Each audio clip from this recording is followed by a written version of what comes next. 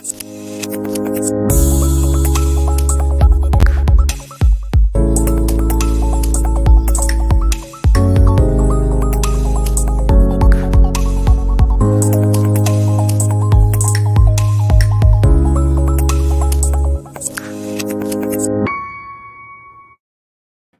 everybody, welcome to Just Parlays. I'm Jim Williams along with the man sitting over here. No, wait, I'll do that way. Chris King. Chris, how are you, my friend? Good, Jim. I see we had a new beginning there. I see you guys had to shoehorn Leonard Fournette into the opening. That was mine. I felt compelled to put Lenny in there. It is what it is. Here we are a day after the weekend, and people are still having a weekend hangover from the NFL. Any thoughts on yesterday, or anything that when you opened the paper this morning or opened your apps on your phone that strikes you as interesting today? Yeah, I'd like to see Colin Cowherd shut up, because he said basically the same thing Louis Riddick did about overtime rules. I didn't like Cowherd when he was at ESPN. I thought he was a blowhard then. I think he's still a blowhard now at Fox Sports. How guys like that get multiple jobs for having absolutely no substantive conversations about anything and just spewing out hot air is beyond me. I guess that's just the way the media market is. It boils down to, whether you like the way the game unfolded Sunday or not, the fact is that, and this was a stat that I dug up yesterday after the show, since the playoff overtime rule was instituted in 2010, there's been games that have gone to overtime. 10 have been won by the team that won the coin toss. 7 of them end on the opening drive. Now, obviously, there has to be some sort of tweak there, because you're saying basically that you played well for 60 minutes. You lost a coin flip, and 63.6% of the time in that small sample size, you don't get a chance to respond because the other team scores. Right. Well, let's throw a little poll out there. I'm gonna give you 3 options. You tell me what you think the NFL is going to do. Okay. Option number 1. Probably nothing. I'm sorry? I said probably nothing. I was going to say, well, here's your option. Number 1, nothing. Okay. Number 2, they're going to take it into consideration and do nothing. Then they're going to take it into consideration and actually change it. So there's your 3 options. Give me your best estimate per, 75%. This is the chance. 25%. Whatever. Give me your thoughts on. It's probably about 97% for nothing. 2% of them will consider it. Right. And then do nothing, and 1% on some fluke where a meteor hits and eviscerates half the free world, that they actually change something. Just their offices on Park Avenue. Oh, go ahead. No, I was just going to say, I'm more on the side of, I would give it maybe 50% nothing, 42 or 44%, we're going to look into it, but still do nothing. And again, like you, the smaller percentile in the 2 to 3 range, that they might actually change it. I don't think they're going to do it, but I do think that they'll say, well, we're going to take it to the, like they always do, the rules committee and the competition committee, and let them talk about it. They'll do a report, they'll get back to us, and they'll pray and hope that everybody forgets about it by the draft. So, we'll see. But anyway. I don't think anybody's going to forget about it, because that game's going to be replayed like 37 times on the NFL Network every week between now and next season, because they don't have anything else to show other than, NFL Total Access, which bores people after a while. Right. Well, the other thing too is I can't go to New Orleans, or I can't speak to a Saints fan who still isn't talking about, changing the pass interference rules. So, and that game was, 4 years ago? Right, 3 years ago. And sadly, that was the one game where the coin toss was won by the team that lost. Right. There you go, boys and girls. You heard it here from Mr. King.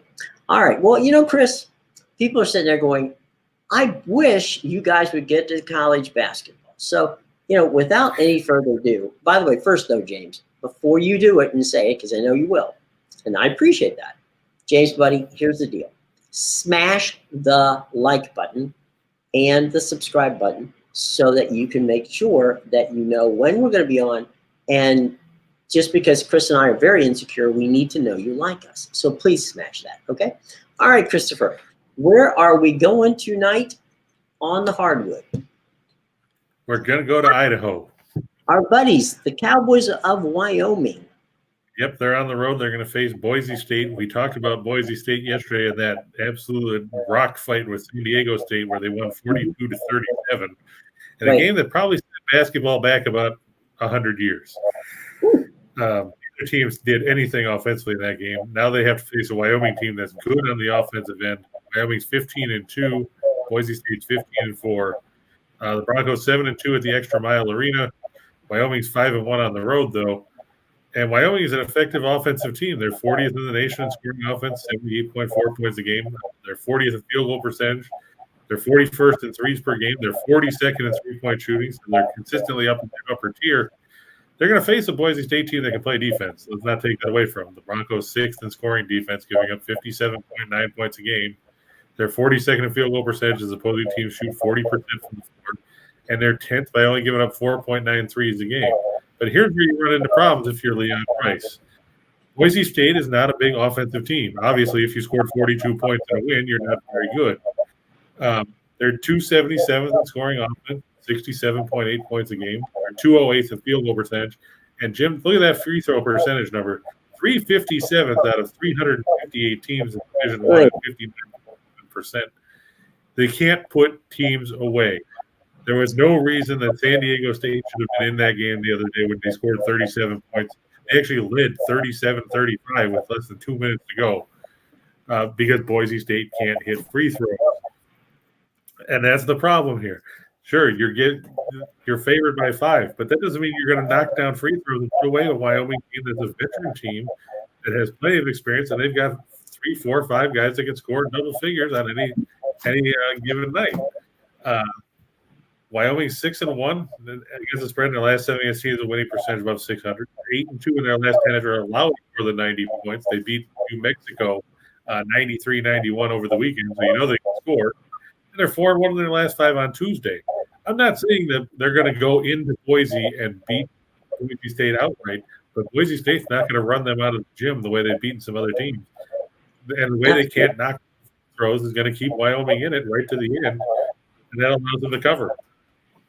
Well, I mean, we've been very bullish on Wyoming, and there's with good reason. I mean, Wyoming has done well for us, and as you said, they've been in a situation where you can look at them in any different way, but you got to say that they at least merit some sort of consideration. And by the way, you can watch that game tonight on if you have CBS Sports Network, you can watch it on that. Or if you've got your phone handy, I strongly recommend you download the CBS Sports app because there's a lot of games, both pro and college, that you can watch on the CBS Sports app. All you have to do is download it to your phone. So if you want to watch tonight's game, you can download it on your tablet, on your app, or if you have CBS Sports on your cable or satellite provider, then you can do it. So you can watch the game tonight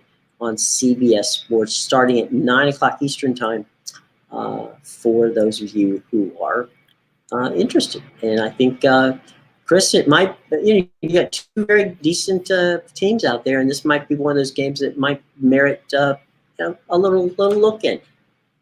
Yeah, it's better than watching, some of the other games that are on the circuit tonight. Like, let's just throw one out there. Nobody wants to see Fordham and Dayton, for example, except people that are A-10 fans. Or, nobody wants to see or Air Force San Jose State. Yeah, that might be Boise State over those. Hard to sell. Yeah, and one other thing about Wyoming, their 2 losses, lost at Arizona, and everybody knows how well the Wildcats have played for Tommy Lloyd. Right. And they lost to Stanford in the Diamond Head Classic by 3. Mm-hmm. And Stanford's not a bad team. They're 11-6. They beat USC a couple weeks ago. Remember when USC was still unbeaten? Right. So I mean, you lost to 2 teams from the Pac-12 that are playing good basketball. That's it. Right. You know, it's funny too. One final little note here, just for those of you who are considering tuning in tonight, you should know that the Boise State basketball court is not blue. Okay, so just in case you're wondering, it's not blue. All right. So I can also tell you that Kevin Kugler will not be on the call of that game, so you won't be bored to tears listening to it. It'll hopefully be somebody that has some semblance of commentary skill. Well, we'll tune in and find out. I'm not sure who's doing the game, but full marks to our buddies at CBS Sports. They usually come up with some pretty decent announcers. So from Boise out west, we move to. We're going to stay out west. We're going to go to Fort Collins. Oh, okay. The Colorado State Rams, ranked number 22 in the country. They're favored by 8.5 over Nevada. Nevada's 9-7 this season, but the Colorado Rams 15-1 for Coach Nico Medved. We talked about their one loss this season came to San Diego State. So again, we're talking about they didn't lose to a doormat. Yeah. Colorado State's 9-0 at home this year. Nevada's just 1-3 on the road. Colorado State 38th in the nation in scoring offense at 78.6 points per game. They're third in field goal percentage, hitting 50.2% from the floor. They're 18th in three-point shooting. And look at that, Jim. We just talked about Boise State sucking at the free throw line. Colorado State 80% as a team, 6th in the country.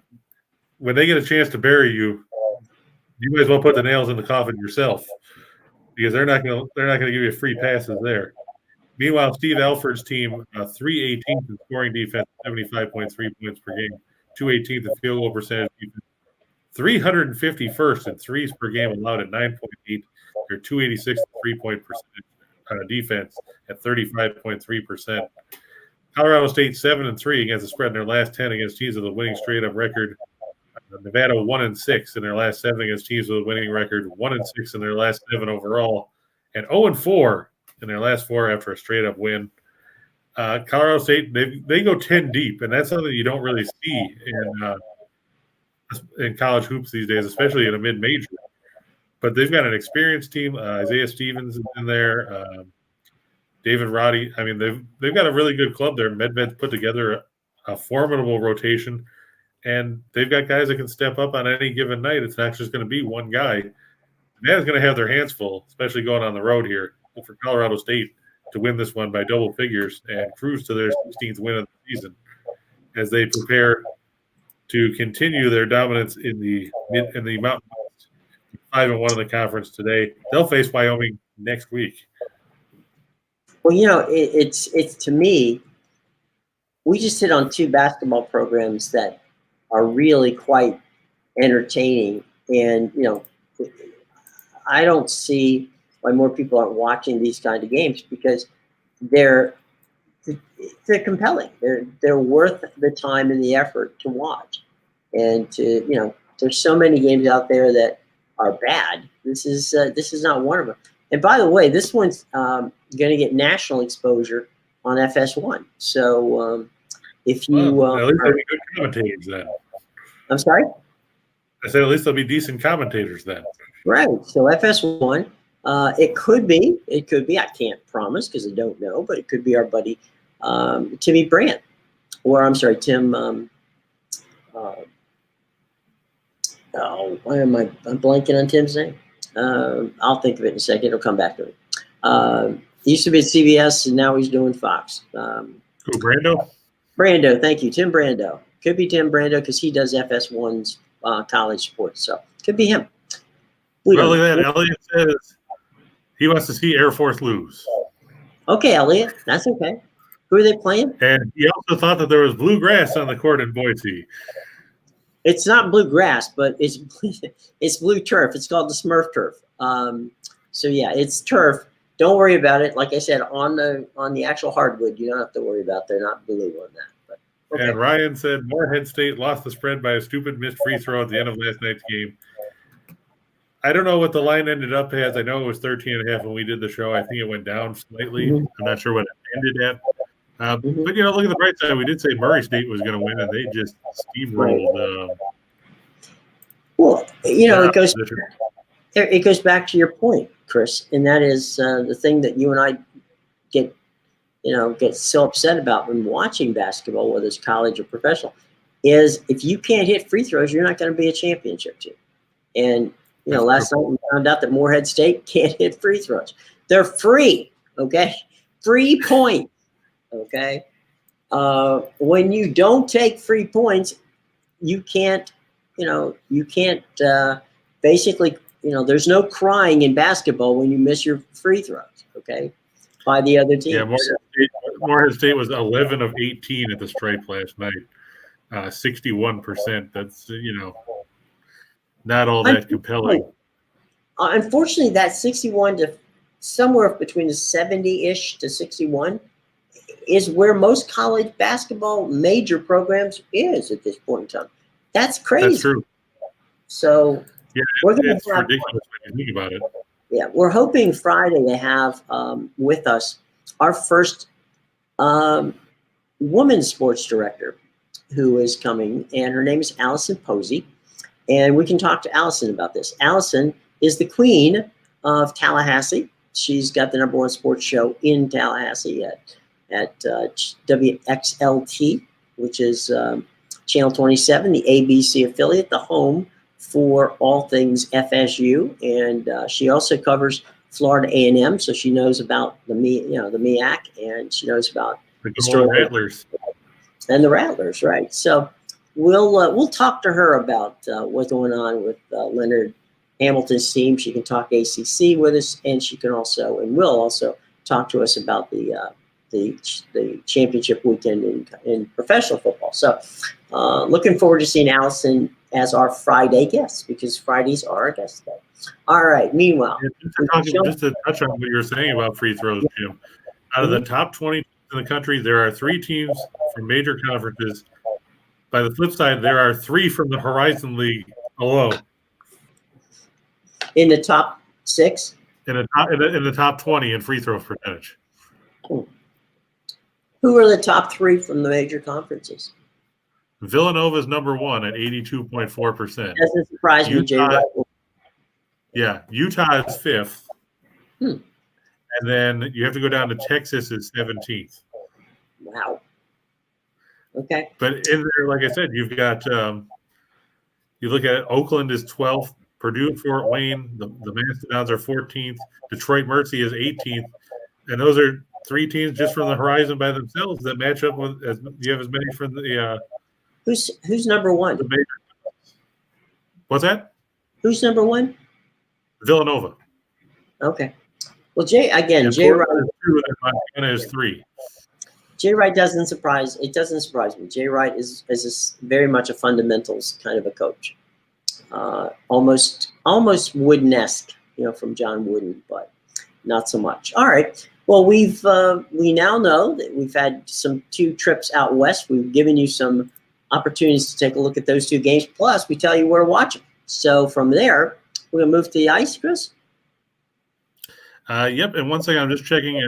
As of earlier this morning, Ryan, there was no update on whether Kofi Cockburn was going to play. I'll keep an eye on it and see if there's any updates that come up. He did supposedly practice yesterday, so there is that. But Brad Underwood said yesterday afternoon, I have no say in it. I have zero control. I don't even ask. I don't talk to our medical professionals. We have a procedural process in place within our department. We have to follow that to the guideline. I don't ask. I don't say anything about medical issues, and I don't talk to them. I coach the guys who can show up. When they tell me they can play, they can play. Okay. Well, we'll find out. Brad Underwood knows nothing, claims to know nothing, and is going to say nothing until Schultz theory. Yeah. Okay. Yes. He might as well change his name to I See Nothing because that would be it. So Illinois nobody, Big Apple is a game time decision, I guess. yeah, he's marked as questionable. Yeah, that means he's a game time decision. So Right. We'll see. It's funny what they do. Just a little behind the scenes there.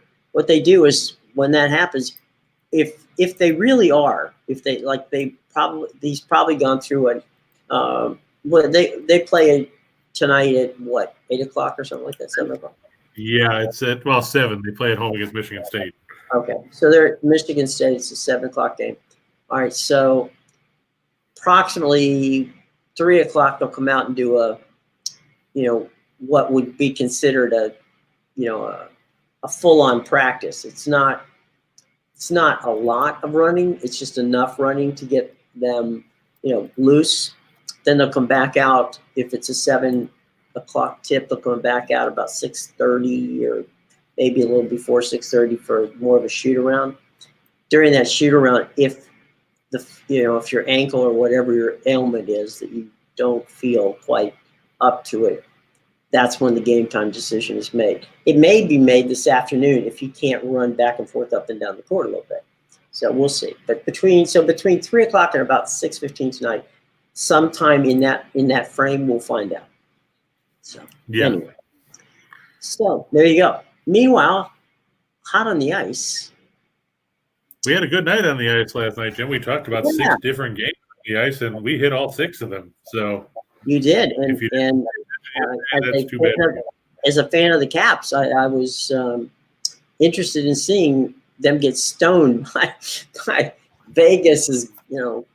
Vegas just shut them out last night. So good on George McPhee. I told you that George had basically a chip on his shoulder, and that if there's anything humanly possible he could do to get Vegas to get by the Capitals, it was going to happen. And they played. In all fairness, they outplayed the Caps. There weren't any doubt about it. Well, yeah, well, it's like you said Saturday when they were behind 2-0 in the third period against Ottawa before having a rally. I mean, they've been kind of flat of late. Speaking of the Caps, and that's why they've bounced from the top of the Metropolitan. I believe they're 4th. Yeah, they're 4th. Carolina and the Rangers and Pittsburgh all playing well. Well, it's hard to play from behind, and in hockey, and against good teams. I mean, sometimes it's not hard to play when you're playing bad teams, but in the Metropolitan Division, from top to bottom, there's enough good teams to give you grief, and we're looking at one of them right here in the Flyers and the Islanders. These 2 teams are not good, but they aren't annoying. I'll put it that way. Yeah, and we're going to back the Islanders here. I put the money line up there just because so people can see how bad it is. That shows how horrible Philadelphia has played of late. That a 500 team is favored by that much. The Flyers 13-21-8. The Islanders are back at 500 at 14-14-6. They're 7-7-3 at home. Philadelphia 7-11-4 on the road. That next number is horrible. The Flyers are 0-9-3 in their last 12. They were beaten last night 3-1 at home by Dallas, which we told you would happen. Martin Jones 6-7-2 with a 352 goals against and a 902 save percentage is expected to get the start tonight for the Flyers. Take note, in his last start, which was Saturday against the Sabres, he got shelled for 4 goals in 18 minutes. and got pulled in a 6-3 loss at Buffalo Saturday. Ilya Sorokin, 11-7-5, with a 226 goals against, the 928 save percentage, and 4 shutouts in net for the Islanders. These teams met in that home-and-home set last week, Jim, and we told you that the Islanders were going to win Monday and then win Tuesday, and they did. Then we told you that Steen and Reichel stole our pick for that at the farm. Apparently, they got their feathers ruffled with that, but the fact remains they don't really pay attention to hockey, and Steen will tell you that himself. The Flyers, they struggle on the road. They only average 2.05 goals per game on the road this season. They put up 1 in the meeting at the UBS Arena last week. They're 0-5 in their last 5 against the Metropolitan Division, 0-5 in their last 5 as a road underdog. The Islanders have won their last 8 games as a favorite, and they're 1 in their last 6 when their opponent scores 2 goals or less. Probably most damning for the Flyers. They're 0-7 in the last 7 meetings with the Islanders. You look and see that they're 0-9-3 in the 12 and playing the second game of back-to-back. and playing Martin Jones and net, it all adds up to a bad night for the Broad Street Baby by the Islanders. Also, it was sad to see Clark Gillies passed away last week. Key part of that Islanders dynasty in the early 80s. Look for the Islanders to bounce back from that loss to Toronto Saturday night as they get back in the win column here. You know, I don't know if it's me, but Sorokin should actually be better than that number, 11-7-5. If Toronto team scored any goals. Yeah, that would be helpful too. When you're winning games 1-0 and 2-1, it does make it difficult to have. It's kind of like what's in pitching. You see that one guy, right? Who almost every team has one, where they have a pitcher who will go out and pitch their heart out for 7 or 8 innings and give up maybe 1 run, and the other team doesn't score. Then you get a guy who has a 5.7 ERA and he's getting 9 runs. He's got 14. He's 14-2. Right.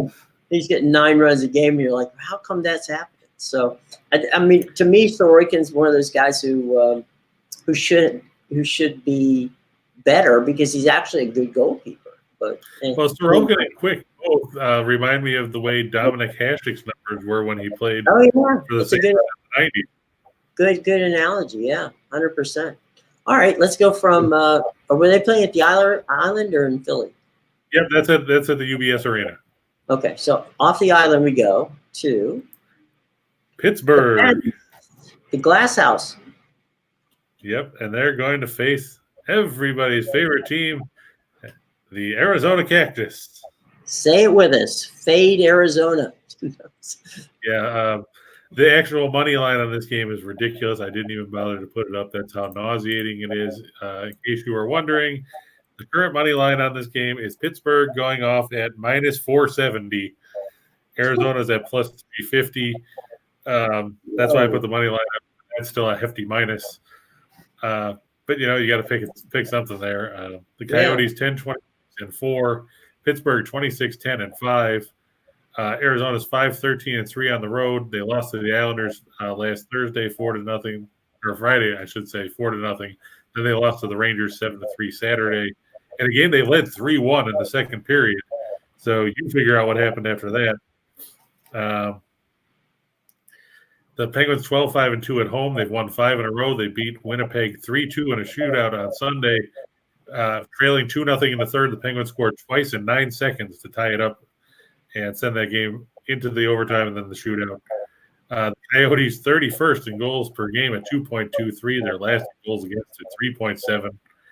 It's supposed to be Karel Vejmelka, 6-15-1 with a 3.28 goals against, a 9.05 save percentage, and 1 shutout. Though you never know, they could switch it up, and you could see everybody's favorite guy, Scott Wedgwood, 4-10-3 with a 3.37 goals against and an 8.93 save percentage. Either way, it doesn't matter. Tristan Jerry between the pipes for the Penguins. He's 22-7-4 with a 2.09 goals, a 9.28 save percentage, and 3 shutouts. The Coyotes, that's not a typo, 2-15 in their last 17 after giving up 5 goals or more. 0-4 in their last 4 on 2 days of rest. Penguins 9-2 in their last 11 after allowing 2 or less in their last game. And they're 21-5 in their last 26. Now think about that. They have more games, more than twice as many games in their last 26 games as the Coyotes have won all season. One of the things that's interesting to me about this is the Penguins on the weekends, right? When they play on the weekends out of town, if it's like Philly or Washington or New York, they travel. They have a good following who actually go, and it's kind of like Steeler fans. I mean, you see that black and gold in the arenas all over the East Coast. So when they play, away games on the weekends, Pittsburgh will send a couple of buses of fans out there, and they do represent not just in the postseason, but in the regular season as well. So the Pens are at the Ice House, and you know what's going to happen. Good night, Coyotes. Okay. Yep. So, Elliot said he can't wait to put $500 on the Penguins money line to win $100 and change. Elliot, you couldn't be more right, my friend. Just out of curiosity, taking the one, the goal and a half, right?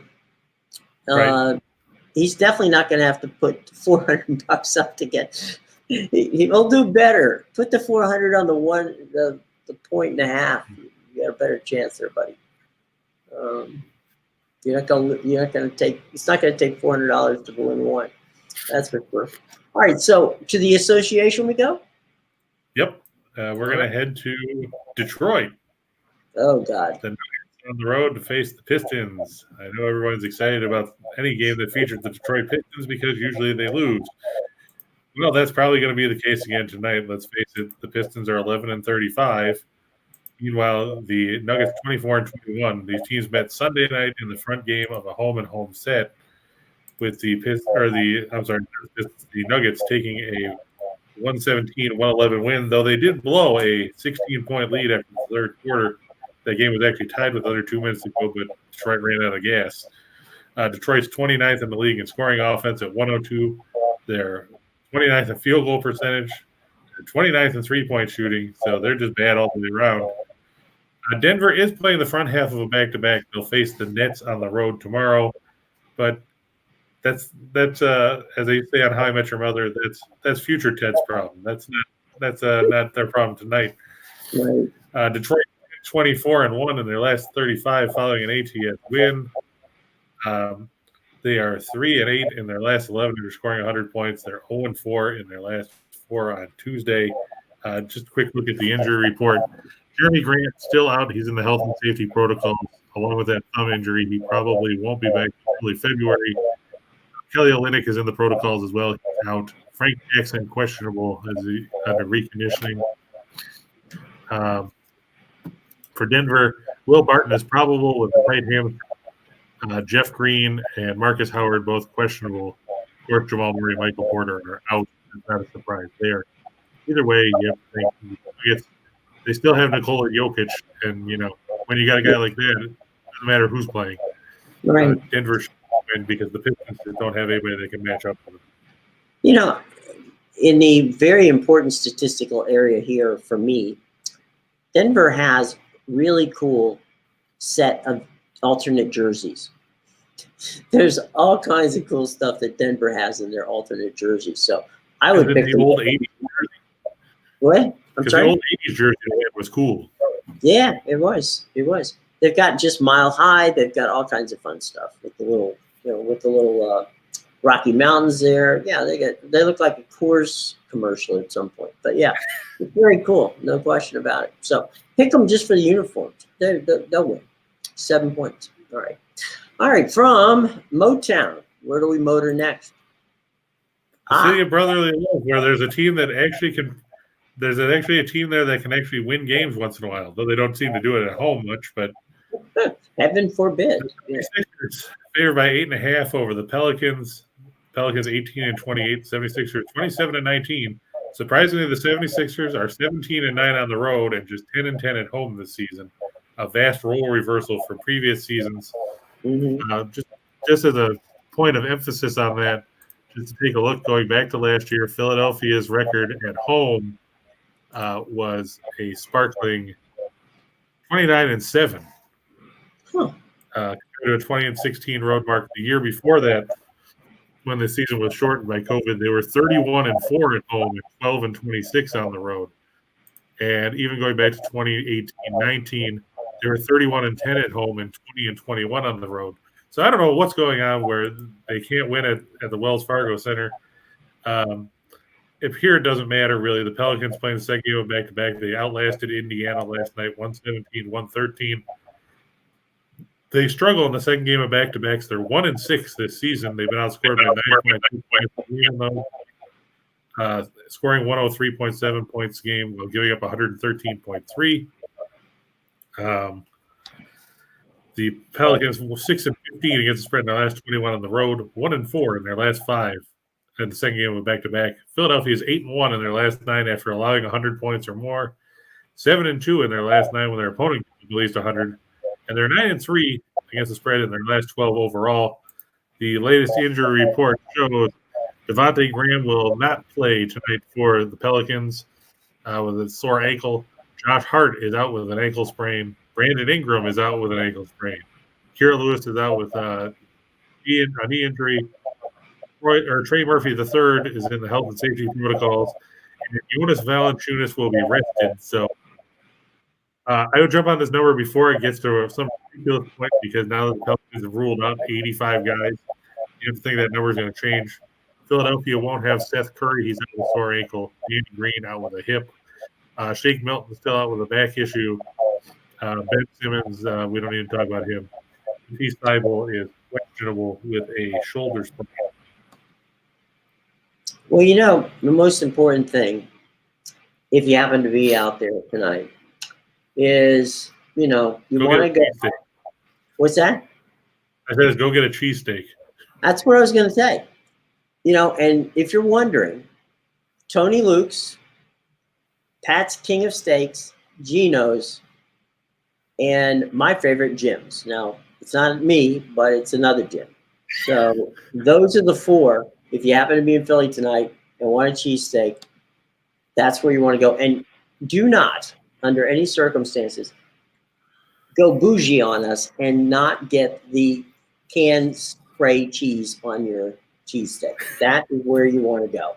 Anybody puts anything on there like a designer cheese, it's not a Philadelphia cheesesteak. Okay, cool enough. All right. So from the Broad You heard it here first, folks. Don't skimp on the whiz. That's right. Don't skimp on the whiz. Absolutely. Ryan, to your point about the Flyers maybe being due, they're 0-9-3, and you're starting a guy that just gave up 4 goals in 18 minutes to Buffalo. Buffalo. We're not talking about you were facing the Avalanche or the Panthers. You gave up 4 goals in 18 minutes against Buffalo. I don't have any faith in Martin Jones. I don't have any faith in the Flyers. I think that, the Carolina Islanders parlay is a pretty good one. I mean, Carolina's going to get Vegas in the second game of a back-to-back tonight, and they're at home. They always play well at the PNC Arena.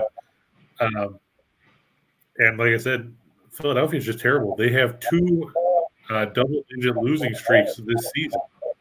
Hey, Elliot, I think you might have something there. What do you think, Chris? What's that? Elliot might have something there. He's got a. I think that it's going to be tough for Vegas to keep up with Carolina. Carolina has a good offensive attack, and they're very good in their own zone. It was a physical game they played last night. I'll tell you that. Yeah, with Vegas expending so much energy to win 1-0 yesterday, I wonder what they're going to have in the tank. Will they start Leonard again in both halves of a back-to-back or not? That's not really their trend normally, and I'm not really sure. Apparently, they're showing Laurent Brosseau will get the start for Vegas. He's been okay. He's 8-3-1, but he's not Frederick Anderson, who apparently realized he can still play hockey after he left Toronto and took that deal in Carolina as a free agent. And I'm just worried whether Vegas can keep up offensively given all their injuries. Yeah, and plus, like I said, like you were talking about, they did play a physical game with Washington last night. It was rough. It was, a lot of shots. And, it's hard in a 1-0 game not to expel a great deal of energy. Yeah, it's not like you're coasting a lot because you got a 3 or 4 goal lead. No, you're busting it, especially you're one Ovechkin, slap shot away from being tied. So, right. Yeah, it's, I'm pretty sure they're going to be gassed by the time they hit the ice tonight. So we'll see. But Carolina at home, I wouldn't, and again, like I was joking about, George McPhee wants to win. If he's going to split, home and home, if he's going to split a back-to-back, he'll take the win in Washington and he'll take the loss in Carolina. I would agree with that. So, all right. So, we are now. Do we have any more NBA, or we're going to the 2 for the show? 2 for the money. Go to the. Yep. 2 for the money. Let's go. All right. Couple games. Ramblers. Loyola Chicago, the Ramblers, the Gambling boys, minus 12.5 over Southern Illinois. The sisters will be there. Yeah, Sister Jean will probably be there in attendance again. Southern Illinois, they started off pretty well this season. They've slumped lately. They lost 4 out of 5. They don't play well on the road. They just lost to Bradley over the weekend by 8 on the road. They've also lost a couple of home games to Northern Iowa and Drake along the way. Let's face it, Loyola Chicago, you're talking about a pretty good team. These teams will play again Thursday at Southern Illinois and Carbondale there. But the bottom line is, what it really boils down to is Southern Illinois does not score points. And that's a problem, especially when you deal with a Loyola Chicago team that's dangerous offensively. I think that the Ramblers will cover there to get the win at the Gentile Center in the Windy City. Colorado State, we already talked about. When you're 15-1 and you're 9-0 at home, things are going your way. And Nevada 1-3 on the road. They don't stop anybody on defense. And that's a problem. The Nuggets, this should say 7. I parked it at 7.5 because it was 7.5 and then they moved it down. We just talked about Detroit having issues. Don't look for anything there. And the Penguins over the Coyotes, everybody knows that Arizona is. We won't belabor the point any more than we have to. Penguins have a ton of momentum. They've won 5 in a row. They're pushing up to the top of the Metropolitan Division. Look for them to get the win at home at the PPG Paints Arena. The Glass House, yes. All right, let's go 4 for the show. Right, and we've got Charlotte going north of the border. They're getting 3.5 points against the Raptors. The injury report in this one shows Gordon Hayward is questionable. That's the only missing piece for the Hornets potentially. Kem Birch is out with a broken nose. Goran Dragic hasn't played with the Raptors since November. I don't even know why they still list him as being on the injury report with the designation not with team. How about took ball and went home? Be a lot easier. David Johnson and the health and safety protocols. I just don't have faith in the Raptors. I've seen them play too inconsistent all season. Charlotte's been on a good run of late, winning 7 of 10. Look for the Hornets to get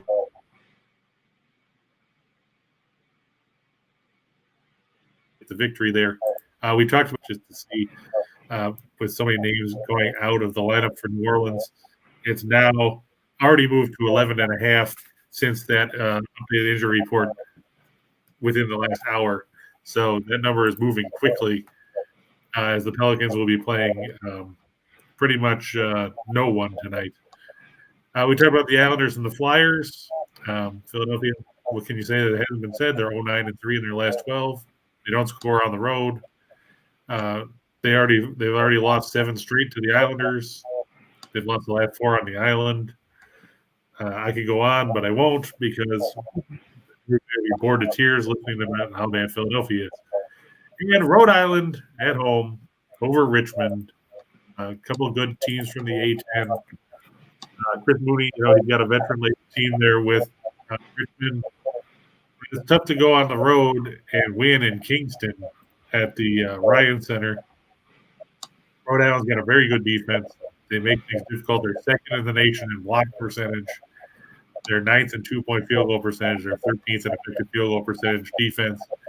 I look for the Rams bounce back from that disappointing loss to George Washington the other night and get back in the win column at the expense of the Richmond Fighters, who will fall to 12-8. Well, there we go. All right. We've had 2 for the money. We've had 4 for the show. And now it's time for what we like to call our you can't go wrong here.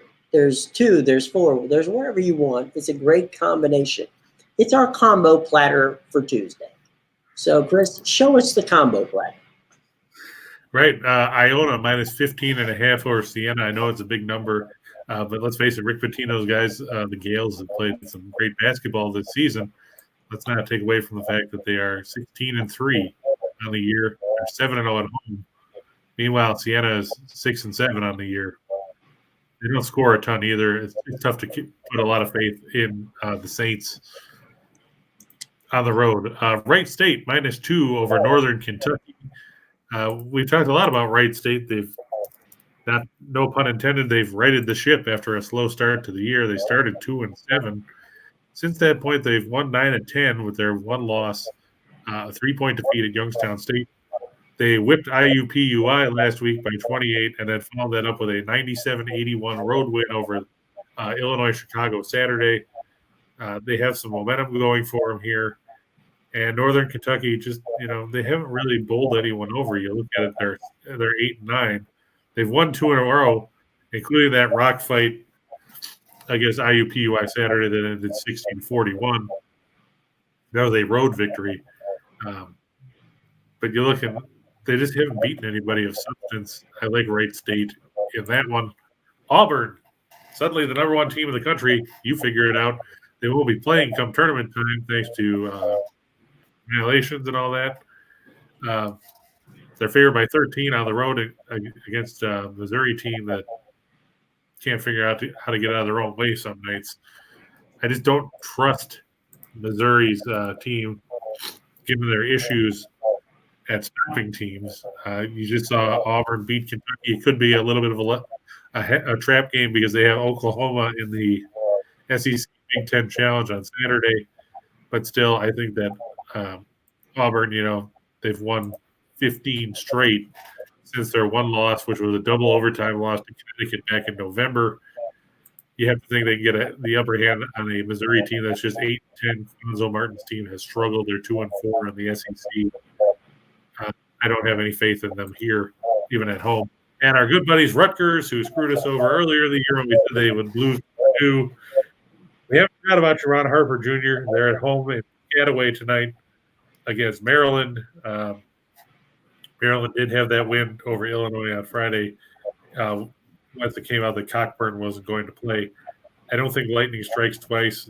I don't think Ron Harper is going to trip over the line and twist an ankle or something before the game tonight. Look for Rutgers to get the win at home. They played good basketball at home this season. Maryland has not impressed anyone on the road.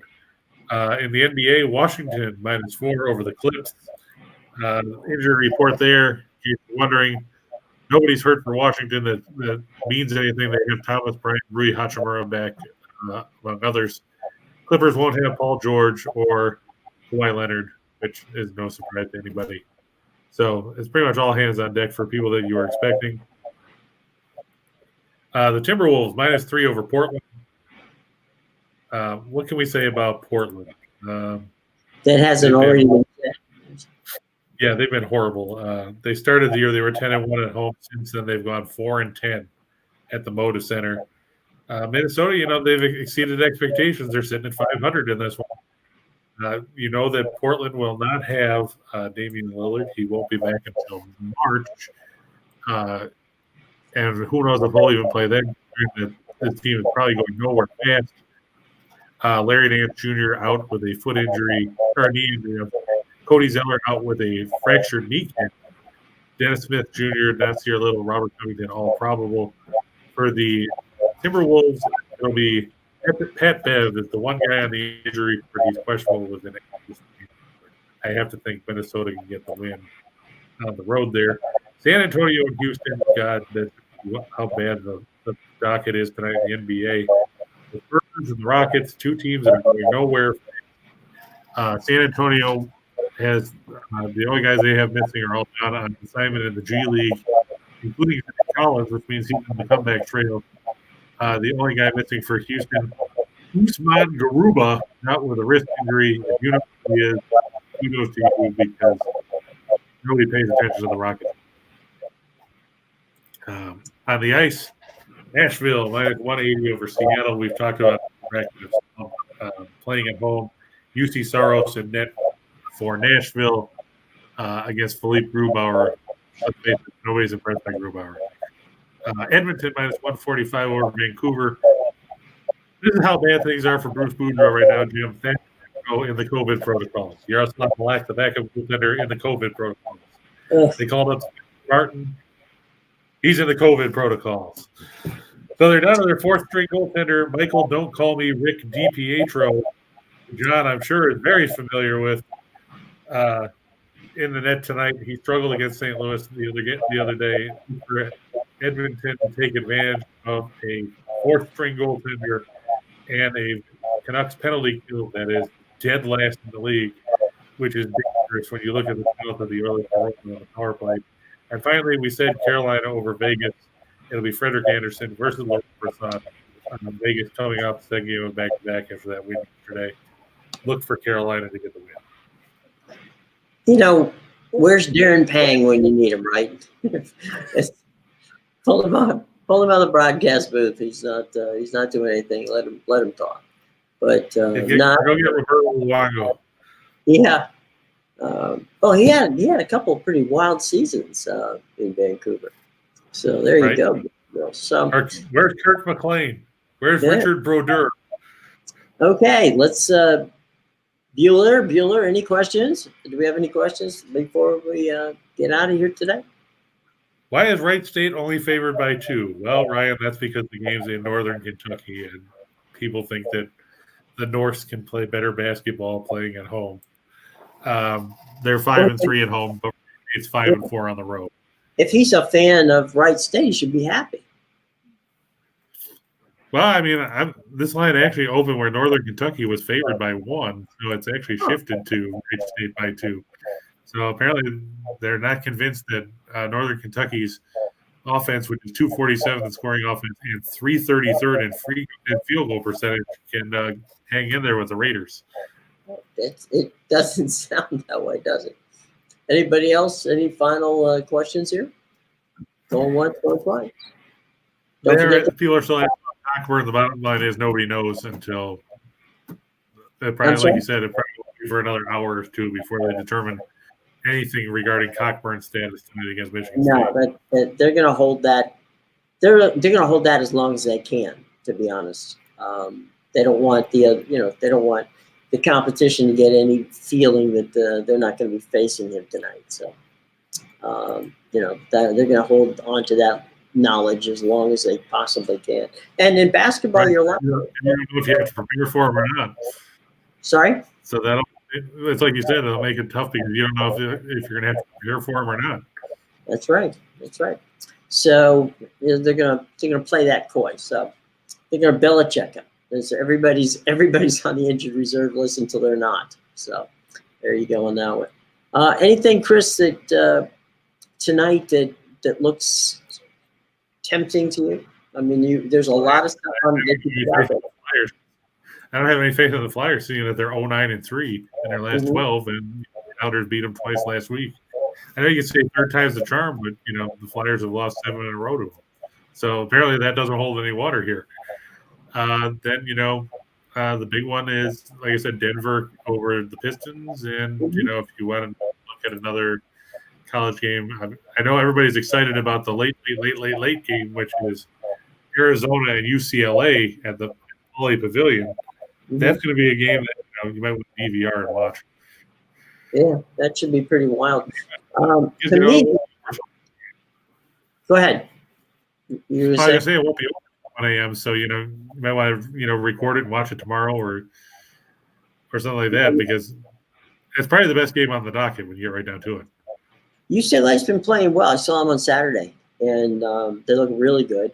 And so we'll see. But yeah, playing at Poly Pavilion is definitely an advantage for them, and they've got a good. They're getting some decent. They're getting decent minutes from their subs, which makes it even more important out there to playing at home. So good on them. For me, the one, if I had to look at one and say this was the one I would like to see, I would say we talked about it earlier. Carolina with that playing Vegas in that second of the back-to-back games. That might be something, since they did work very hard last night to get a much-deserved win on a 1-0 game. But there's plenty of fun stuff there for you. So if you didn't see it, not a problem. Just go back and rewind and check us out and take a look. It's there. So tomorrow, remember, first I should say, Scott and Scott will be coming up on the Whiners and Whiners Sports Betting Network at 3 p.m. And Scott Sheen may or may not talk about the Kansas City Chiefs. He mentioned them yesterday. So it might not. I'm sorry? I said he wouldn't have mentioned them if things went the other way. No, that's probably true, but he did. So he's got the opportunity, and so by all means, check them out at 3 o'clock. They're a lot of fun. We will be back at our special Wednesday time. Thank you, Chris, for you didn't have to remind me it's Wednesday tomorrow. This today I can figure it out. It's our special time of 1 p.m. tomorrow. So by all means, we'll be here and having fun. Hope that you guys join us because it's always fun when you do. And for Chris King, I'm Jim Williams saying so long, everybody. We will see you tomorrow.